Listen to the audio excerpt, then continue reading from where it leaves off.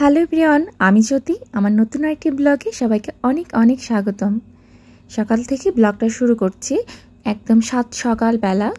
আমি গাছের দিকে এসে দেখলাম করলা গাছে এরকম ছোট্ট ছোট করলাগুলো পেকে যাচ্ছে, হলুদ হয়ে যাচ্ছে। যদিও এটা হলো বড় জাতে করলা গাছের বিচি দিয়ে এই গাছটা উঠানো হয়েছে, কিন্তু করলাগুলো এই ছোটো অবস্থায় পেকে যাচ্ছে। ভাবলাম যে কটাই আছে কটাকে কেটে ফেলি। কত কষ্ট করে প্রতিদিনই আশা করে করে দেখি যে কয়টা করলা হলো, কতটুকু হলো। এরকম যদি নষ্ট হয়ে যায় নিজেদের গাছের সবজি, তো ভাবলাম যে আজকে সবগুলো কেটে ফেলবো। এবং অনেকগুলো এরকম পেকে গেছে, তো বেশি যেগুলো একদম শুকিয়ে গেছে পেকে গেছে ওগুলো তো নেবো না। মোটামুটি যেগুলো সবুজ আছে ওগুলোই কাটবো। আর মনে হলো যে গাছটা শুধুই বেড়ে এখানে অনেকটাই, এখন তো ডেঙ্গু মশার অনেক ভয়। আমার হাজব্যান্ড বললো যে এই গাছ রেখে লাভ নাই। এটা তো আর আমার ধরো ভয় লাগছিল যে মেয়ের মানে বাসায় বাবু আছে, তো মশাই গাছ যত বেশি থাকবে মশা বেশি হবে। আর এই গাছগুলো তো লতা পাতা একটু বেশি মানে জায়গা জুড়ে থাকে, তো আমার মনে হলো যে না কেটেই ফেলি। ছোট ছোট করলা আর কি হবে, একদমই ছোট্ট ছোট্ট করলাগুলো বড় হচ্ছে না। আর এগুলো দিয়ে আমাদের আর মানে এটা দিয়ে এত সবজি সম্ভব নয়।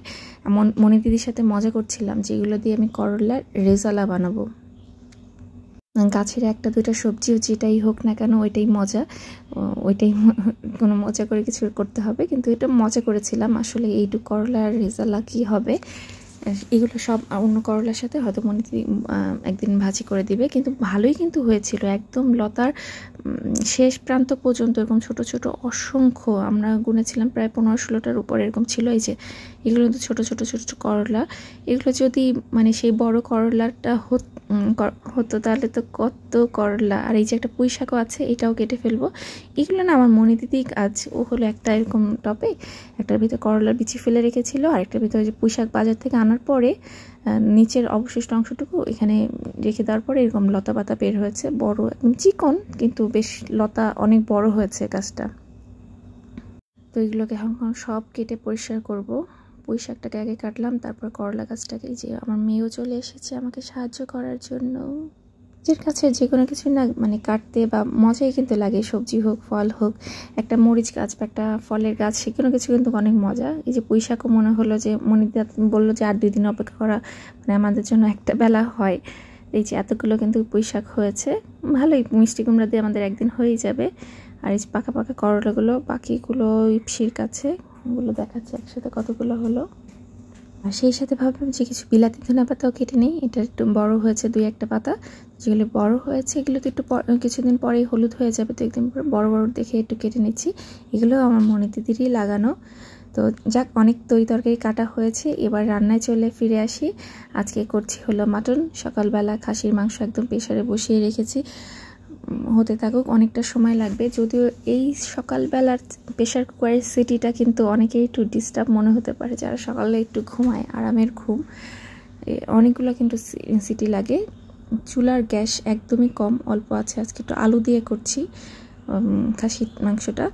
ওর অফিসে নিতে চায় না, মানে হয়ে যায়, জমাট বেঁধে যায় বা গরম করাটা পসিবল না। খাসি মাংস একটু গরম না খেলে কিন্তু যে তেল চর্বিটা জমাট বেঁধে যায়।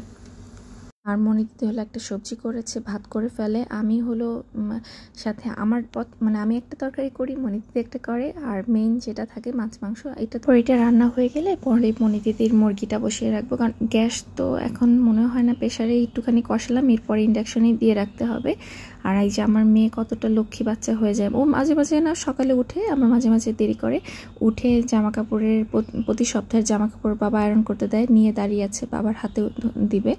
ও যাবার আগে লন্ড্রিতে দিয়েছে, তো মেয়ে নিজের হাতে দিবে। তো ভাবলাম খাবারের ব্যাগটাও দিয়ে দিলাম যে একটু তুমি নিজের হাতে দাও।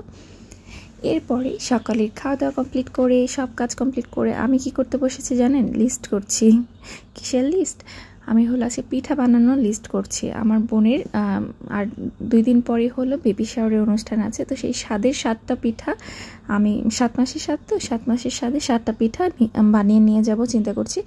তো কি পিঠা বানাবো এইগুলোরই লিস্ট করছিলাম। এত ভালো লাগছিল না লিস্ট করার সময়, একটা দায়িত্ব পেয়েছি। আসলে পিসি একটু অসুস্থ, পিসিকে বিড়াল কামড় দিয়েছে, বেচারি একদমই হাঁটতে পারছে না ইঞ্জেকশন দেওয়ার পরে। তো আজকে লিস্ট করে আমি যাব বাজারে যা যা লাগে নিয়ে আসার জন্য। আর যাবার আগে ইপসিকে ভাবছি ওর বক্সে কিছু না কিছু রেখে যেতে হয়। তো এই যে চকলেটটা বের করলাম, এটা অনেক দিন হয়ে গেছে। এটা আমি না কি দেখছিলাম যে এটার ডেট এক্সপায়ার ডেট হলো 2/25। আমার খালি মনে ছিল এটা 25 সাল চলছে, এটা এক্সপায়ার করে গেছে, এটা কাউকে খাওয়ানো যাবে না, এই জন্য রেখে দিয়েছি। কিন্তু আমার মাথায় নেই যে এটা হলো 24 সাল চলছে, যে এটা হলো 720 টাকার একটা চকলেট। আমি এরকমই ফেলে রেখেছি, আমার মনে হলো যে এটা এক্সপায়ার করে গেছে, দেওয়া যাবে না। তো আজকে ভালো করে খেয়াল না করলে তো আমার এই চকলেটটা একদমই মেয়েটাও পেতো না, আর আমারও খারাপ লাগতো। তো এখানে কিন্তু বেশ ভালো পরিমাণে চকলেট আছে।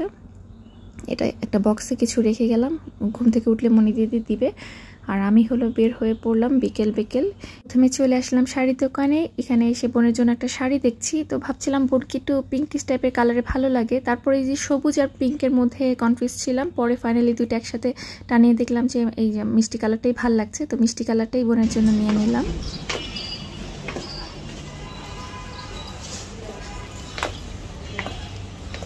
শপিং তো কমপ্লিট, কিন্তু কালেকশন দেখলাম খুবই কম। মানে এখন দেশের পরিস্থিতির জন্য ওরা হয়তো ওরকম কালেকশন আনতে পারে না। এর আগে ওদের সময় অনেক হিউজ কালেকশন ছিল।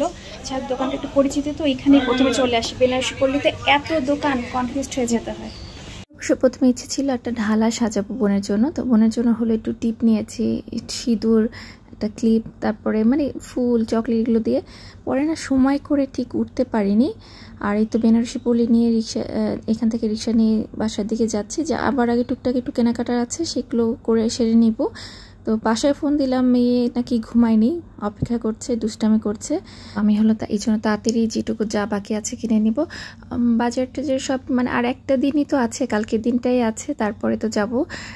শুক্রবার হলো বোনের অনুষ্ঠানটা, বেবি শাওয়ার।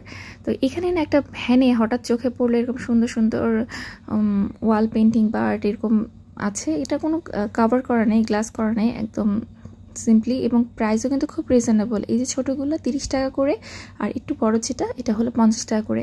তো আমার হলো হলুদ করা না আমার দেয়ালটা, এই জন্য আমি এরকম দুইটা সবুজ পাতা নিয়ে নিলাম। আর অনেক কালেকশন ছিল, কিন্তু এত না খোঁজার সময় ছিল না, কারণ সন্ধে রাত হয়ে গেছে। তো আবার একটা রিক্সা নিয়ে বাসার দিকে যাচ্ছি। প্রায় মানে এখন তো সন্ধে হলেই রাতের মতোই লাগে। মেয়ের জন্য অপেক্ষা করছি, মেয়েকে যেয়ে দেখবো। মেয়ে তো জানি না আজকে মনিদিকে কতটা ডিস্টার্ব করেছে। বাসায় এসে মেয়ে কিছুক্ষণ ওর জিনিসপত্র দেখে তারপরে টুপ করে ঘুমিয়ে গেল। এই যে ওর জন্য যা যা এনেছি দেখে নিজেই ঘুমিয়ে গেল মোবাইল দেখতে দেখতে। মোবাইলটা এখন হাত দিয়ে সরিয়ে রাখছে। ও আসলে অনেক ক্লান্ত, দুপুরে ঘুমায়নি, তো মনি দিদি ওকে কোনোভাবেই ঘুম পাড়াতে পারেনি। আমি রেখে যাওয়ার পরেই সে উঠে গেছে, মানে দুষ্টামি করছিল সারা বিকেল, এখন ক্লান্ত হয়ে ঘুমিয়ে গেছে।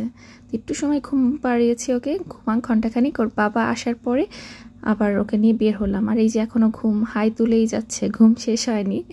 তো বাবা বললো যে ওকে একটু ঘুরাই নিয়ে আসি। আমিও বের হলাম, এই যে পাশে একটা বাবুর সাথে দুষ্টামি করছিল। আমাদেরই তো পাশেই মহল্লার মধ্যে ঘুরতে এসেছে। আর ইপসিকে ভাবলাম কিছু একটা খাওয়াই, ওকে তো নিয়ে যায়নি, তো ওকে হলো ওর জন্য নাসুস নিলাম। নাসুস দুজন মিলে খাবো। ও হলো চিকেনটা এখানে ঝাল হয় তো একটু তান্দুরি স্টাইলে, ও হলো খালি নাসুসটা একটু কুড়মুড় করে খায়। তো আমার জন্য একটু ডিফিকাল্টি পুরো একটা নাসুস কমপ্লিট করা। আর এদিকে হলো আমার হাজব্যান্ড আবার এদিকে ও হলো চটপটি পছন্দ করে, ফুচকা খায় না, চটপটি নিয়েছে। আমি নাচেস আস্তে আস্তে আমার তো আর খেতে পারছিলাম না, শেষ হচ্ছে না। তো মেয়েকে হলো সস সরিয়ে চিজ সরিয়ে একটু নাচেস খাওয়ালাম। দু একটা কানে কিন্তু একটা ফুল আছে, ফুলটা আসার সময় নিয়েছে গাছ থেকে। আমরা মামাই ফুল খুব পছন্দ করি। এরপর বেস্ট বাইতে এসেছিলাম, কিছু কেনার ছিল টুকটাক। তো ইপসি হলো এরকম টিফিন বক্স খুব পছন্দ করে। এই যে এটা হলো 985 টাকা। এইরকম হলুদ টিফিন বক্সগুলো দেখাচ্ছে। ওর হলো ইয়েলো কালার খুব পছন্দ, ইয়েলো কালারের টিফিন বক্স চাই, আর ইয়েলো কালারের ফ্ল্যাক্স ব্যাগ। ওই স্কুলে যাওয়ার আগে এখনই টিফিন বক্সগুলো খুঁজছে। ইপসিতা, তুমি এখন কোথায় যাচ্ছ? চুল কাটতে যাচ্ছ? বাহিরে অনেক রোদ না? সানগ্লাসও নিয়ে নিয়েছে। হাত দাও। ইস, কাছে একটা পার্লারে চলে আসলাম। আগে হলো মেয়ের হেয়ার কাট করালাম, সে তো কোনোভাবেই চুল কাটবে না, মেয়ে চায় চুল বড় করতে। আর এবার আমার হেয়ার কাটের পালা, এই যে লক্ষ্মী মেয়ে হয়ে বসে আছে, আমি চুল কাটছি এই জন্য সে লক্ষ্মী মেয়ে হয়ে বসে আছে। আমি এবার না একটু লেয়ার করলাম, মাঝে মাঝে স্টেপ করতাম। তো স্টেপ করলে দেখলাম যে নিচের ভলিউমটা কমে যাচ্ছে, তো আপুটা বললো যে লেয়ার করে দিই, ভালো লাগবে। তো চুল টুল কেটে শাওয়ার নিয়ে মেয়েকে আবার ঘুম পাড়িয়ে, এবার ভুল করিনি, একদম ঘুম পাড়িয়ে মনিদির কাছে চুপ করে রেখে ওকে আমি হলো ক্লাসের উদ্দেশ্যে বের হলাম। আমার হলো 4:20 থেকে ক্লাস, আমি মোটামুটি বাসা থেকে 4টা থেকে বের হলেই হয়, সেটা একটা কোর্স করছি। তো ক্লাসরুমে এসে এখানে হলো নামাজে 10 মিনিটের ব্রেক থাকে, তো বসে বসেই তো শীট দেখছিলাম। আর টিচার এখানে নাই, টিচারও বাইরে গেছে ব্রেকে। মোটামুটি আমার হলো 6:20 কমপ্লিট হয়। বাসায় যেতে যেতে 6:30 বা 6:45 হয়ে যায়, রিক্সা পাওয়ার উপর ডিপেন্ড করে। তো আজকে হলো রিক্সাটা পেতে একটু মুশকিল হয়েছিল। আর আমি ওদিকে মক টেস্টের জন্য বা একটু অফিস রুমেও গেছিলাম, তো সব মিলে একটু দেরি হয়ে গেছে, সন্ধ্যা হয়ে গেছে। ওর বাবা এর মধ্যে চলে এসেছে, হাজব্যান্ড এসে ফোন দিল। তো আমার বাসায় যাবার আগে হলো ইপসি স্কুলটাকে দেখছিলাম আর ইপসিকে মিস করছিলাম, মেয়েটাকে। জাস্ট বাসায় এসেছি, বাসায় এসে ড্রেসটা চেঞ্জ করে নিলাম, একদম ঘেমে গেছি, দৌড়াতে দৌড়াতে তাড়াতাড়ি আসলাম। আজকে একটু দেরিও হয়ে গেছে আস্তে আস্তে। তারপরে এখন হলো তাড়াতাড়ি করে পিঠা বানানোর তোড়জোড় শুরু করে দেব। আজকে হলো কিছুটা হাফ করে রাখবো, আর কালকে সকাল সকাল বের হবো, তো মানে ঠিক উঠে খাওয়া দাওয়ার আছে ব্যাপার। তো যেগুলো ভাজা আছে গরম গরম ভেজে নেওয়ার পিঠা, ওগুলো সকালে ভাজবো। আর এখন হলো যেগুলো বানিয়ে রাখা যায় রাখার মতো, ওইগুলো এখন বানাবো। তো খুবই এক্সাইটেড, আমার বোনের স্বাদের অনুষ্ঠানে 7 পদের পিঠা আমি বানানোর দায়িত্ব যে পেয়েছি, এতেই অনেক খুশি। বোনের ছোট বোনদের জন্য কিছু করতে পারলে অনেক আনন্দ লাগে, ভাই বোনদের জন্য। তো এখন শুরু করি, দেরি করা যাবে না একদম। প্রথমে সবগুলো যেগুলো গুলিয়ে রাখতে হবে, পিঠার গোলাগুলো গুলিয়ে রাখছিলাম। এটা হলো মালপোয়ার জন্য, অল্প করে মালপোয়া বানাবো। একটু সুজি নিয়েছি, সুজি দুধের সাথে গুলিয়ে, চিনি আর অল্প একটু মুড়ি দিয়ে দেব, ব্যাস। মালপোয়া চিনি দিয়ে গুলিয়ে রাখলে, কারণ সুজিটা একটু তো জমতে সময় লাগে, মানে সেট হতে সময় লাগে। এটা আর একটু মানে যতটা দুধ লাগবে এরকম দিয়ে দিয়ে। আর এদিকে হলো আমি চালের গুঁড়ার কাই করে নিয়েছি, একটু বেশি করেই চালের গুঁড়ার কাই করে নিয়েছি, কারণ এটা দিয়ে আমার বেশ কয়েকটা ধরনের পিঠা বানানোর ইচ্ছে আছে। চুষিটা পিসি বললো যে দরকার নেই, চুষিও চিন্তা করেছিলাম। আর এই যে ক্ষীরা হয়ে গেছে, ক্ষীরা করে আমি ফ্যানের নিচে ঠান্ডা হতে রেখেছি। তো এইগুলো করতে করতে রাত হয়ে গেছে। মনি দিদি বললো যে খেয়েই নাও, ও রুটি বানিয়েছে। আমি আজকে একদম মানে একটা ডিম ভেজে নিয়ে নিয়েছি, সস দিয়ে লেটুস পাতা দিয়ে একদম রোল করে নিলাম। আজকে এটাই হলো আমাদের ডিনার। আর আমার হাজব্যান্ড তো খাচ্ছে হলো ওটস, ওকে ওটস বানিয়ে দিয়েছি। ইপসিকে আমি আরেকটু পিঠা বানিয়ে তারপর ওকে খাওয়াতে যাব, মানে ওকে একটু দেরি করেই খায়, ও 10টার দিকে খায়। এই যে আমি গোলাপ পিঠা বানিয়েছি, কিন্তু বেশ অনেকগুলো। বেবি শাওয়ারের ঢালা সাজানোর জন্য কিন্তু এরকম মানে সুন্দর ফুল আকৃতির যে নকশি পিঠা, গোলাপ পিঠা, এগুলো দিয়ে সাজালে কিন্তু বেশি সুন্দর লাগে, ভালো লাগে। কিন্তু আমার তো হাতে ওরকম সময়ও নেই, নকশি পিঠা আমি ওরকম ডিজাইনও উঠাতে পারি না। তো মনে হলো গোলাপ পিঠাই আমার জন্য সহজ হবে। ধীরে সুস্থে এখন বানাচ্ছি একটা একটা করে। আজকে মোটামুটি কমপ্লিট করেই নিব। রাতে আসলে সকালে উঠে কতটুকু পারবো, আমরা তো পিসিকে বলেছি সকাল সকালে আসবো, ওখানে যেও সব গুছানো জোগাড় যন্ত্র করতে হবে। তো বোনের খাওয়া দাওয়া যেগুলো খাবে আজকে সব কিছু। আর এই যে আমার মেয়ে কিন্তু এদিকে এসে একটু করে দুষ্টামি করছে। আমি যে কুলি পিঠা বানিয়েছি, কুলিগুলো ভেবেছি সকালে ভাপে এখন বানিয়ে রাখলাম, সকালে ভাপ দিয়ে নিব। লবঙ্গ লতিকাগুলো এখন ভাজবো। তারপরে মানে এটা না আমি একটু ভুল করে ফেলেছি, লবঙ্গ লতিকা ময়দা দিয়ে করতে হতো, তো আমি চালের গুঁড়া দিয়ে করে ফেলেছি। তো ভাজার সময় দেখলাম একটু ফেটে যাচ্ছে। আর গোলাপ পিঠাটা কিন্তু অনেকটা সময় নিয়ে আস্তে আস্তে মিডিয়াম থেকে লো আঁচে, চুলার আঁচে ভাজতে হয়, তাহলে এটা সুন্দর মচমচে থাকে। আর এটাকে পরে সর্বশেষে হলো চিনি শিরাতে আমি এটা ভিজাবো। চিনি শিরা দেওয়া যায়, গুড়ের দেওয়া যায়। তো গোলাপ পিঠাগুলো কিন্তু আমার দেখতে বেশ ভালো লাগছিল। এবার মনে হচ্ছে আর একটু বড় করা দরকার ছিল গোলাপ পিঠাটা, তো নেক্সট টাইম বানাবো। লবঙ্গ লতিকাগুলোকে না এরকম দুধে ভিজিয়ে ফেললাম, আর মচমচে রাখিনি, ভাজা পাটিসাপটা করেছি। এগুলোকে এখন একটু ফ্যানের নিচে ঠান্ডা হতে দিব, তারপরে বক্সে বক্সে করে আমার রুমেই রাখবো। ফ্রিজে রাখলে আবার খুব জমে যাবে। তো সকালের জন্য কিছু বাকি রেখেছি কাজ, এটা হলো কুলি পিঠাটাকে একটু ভাপে দিতে হবে। কুলি পিঠা ভাপে, তারপরে যেই পিঠাগুলো হলো গোলাপ পিঠা, পাপড়ি পিঠা, এগুলো হলো ভেজেছিলাম, ভাজা পিঠাগুলোর মধ্যে একটু চিনি শিরায় ভিজিয়ে নিতে হবে। তো এই কিছু কাজ সকালের জন্য রেখেছি। মালপোয়া ভেজে ফেলেছি, সকালে আসলে কতটুকু সময় করতে পারবো জানি না।